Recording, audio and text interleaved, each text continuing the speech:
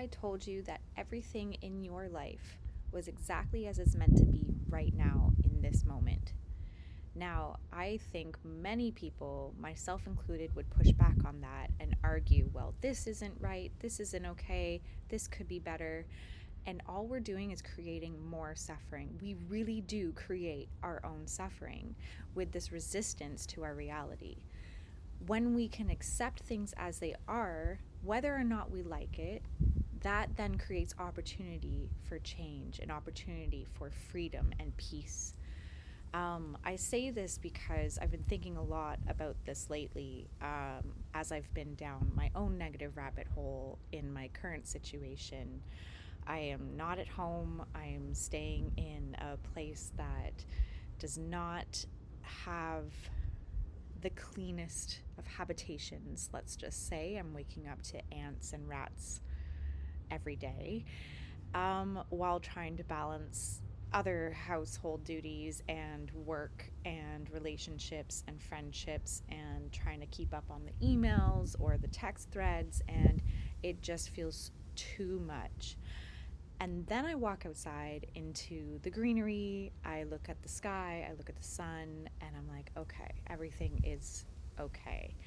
But I do find myself wondering what this purpose is. Why am I being here? Maybe it's testing me to remind myself that everything just is okay. And I find myself able to laugh off the things that otherwise I could be angry at. And where does that get us? It really doesn't get us anywhere. Eckhart Tolle in The Power of Now says that we always have three choices.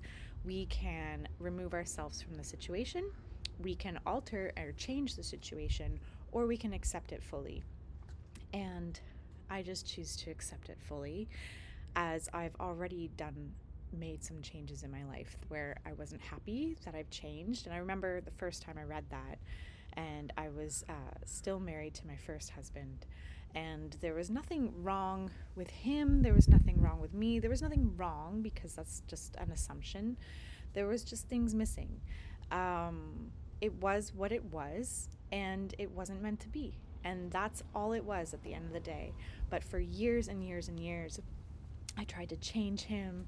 I tried to change myself. I was living in an illusion that I was happy, and I certainly wasn't, and I stayed addicted for most of it to get me through the day. And for a long time before I actually left, I knew that I needed to make a choice and remove myself from the situation. And it was really, really, really freaking hard. Um, but now I heard a quote today that said, you know, look at all the versions of me that wished I was here.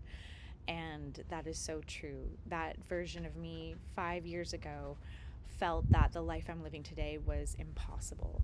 I would never be able to live it. I would never be able to face my fear of leaving and moving and trying it on my own. Yet here I am. So every time that I find myself frustrated with my own reality, I remember that. But I really just wanted to kind of chit chat about this idea of all we have is right now and acceptance. I find today I can accept things with a lot more ease. And I look at a lot of people in the world, myself included, in my past iterations of myself, where I would choose suffering. I would choose to make the day a terrible day, or, oh, because this happened, then it's, just ruins my mood, and I allowed that. And everything is a choice.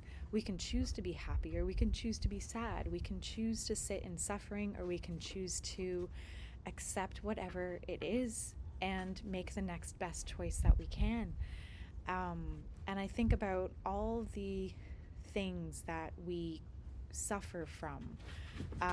Some of them are inevitable, and grief is a part of life, and it's a beautiful part of life, but we don't have to stay there.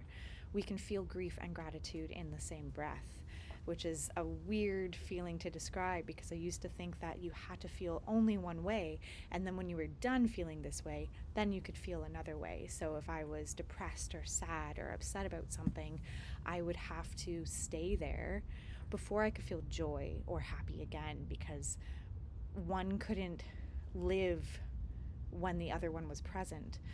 But that's not true. We are these magnificent beings that can hold everything all at once. And as I find myself, I wake up in that middle state, before you're fully awake, but you are sort of awake in the mornings. I wake up in a dread a lot of times. That started many, many years ago when I worked for my mentor, who was somewhat abusive, and I was heavy in my people pleaser stage, so I had no voice. I didn't know what I needed. I didn't know how to set boundaries. It was a whole thing.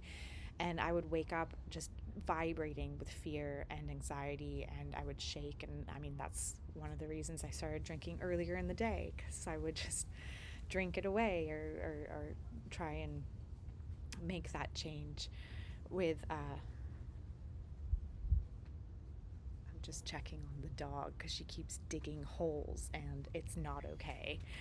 And I can choose to accept that, or I can choose to try and train her not to dig the holes. Anyways, I digress. Where was I? Oh, good old brain. What was I saying? It was probably something really, really, really, really powerful, I'm sure. Oh my goodness. What was I saying? Oh, right. I wake up in this dreadful state, and I find that I do that quite often. And it's, I try not to let it bring me down, but in when I feel depressed, I just, it's hard to get out of that for me. I find myself quite stuck. Why I'm able to see the glimmers in life, the sun, the green, those little things that make me feel good, they are far outweighed by the dread that I wake up with some days. And I just have to do more little things that make me feel good. Getting outside is one of them. Listening to music is another that I remembered to do today. And those are the steps towards getting out of the dreadful feeling, getting out of the depression, and feeling more joy in my life. So I don't know what the point of this recording was, but thank you for listening. And yeah, here's to more joy.